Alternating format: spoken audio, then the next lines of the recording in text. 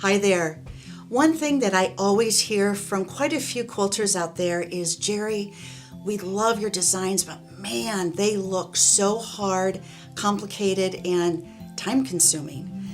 But hey, I want to dispel that theory right now and just show you that all of my designs, believe it or not, the simple ones to the ones that you feel and that look complicated, are truly done with my 5 basic quilting techniques.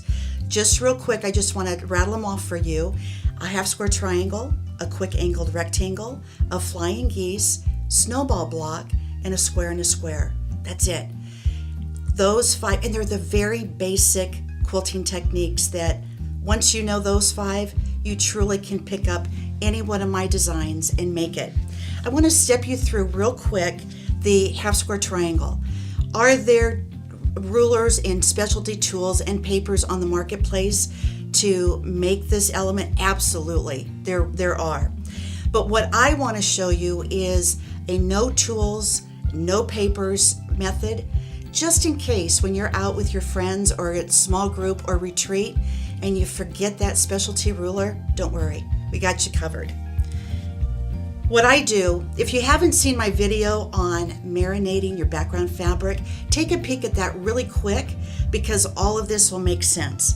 What I do though is marinate your fabric, get it nice, firm, and full of body. I cut my square 2.5 inches square, and in my directions, I do say draw a line, edge to or corner to corner. Since I marinate my fabric, all I do is I take my square, fold it, and I hit it with my iron, and it creates a nice, solid line for you. Then what you do, for demonstration purposes only, I do have it pinned. Then you put right sides together. Can you still see that line that we've created with the steam? Then what you're going to do is you're simply going to stitch just a scotch.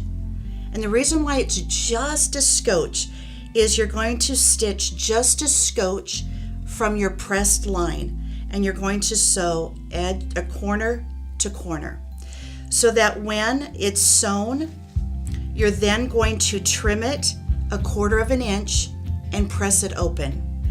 By just stitching a scotch on the other side of your press line, it gives your fabric just that little bit of room to come up and over your thread for a squared half square triangle.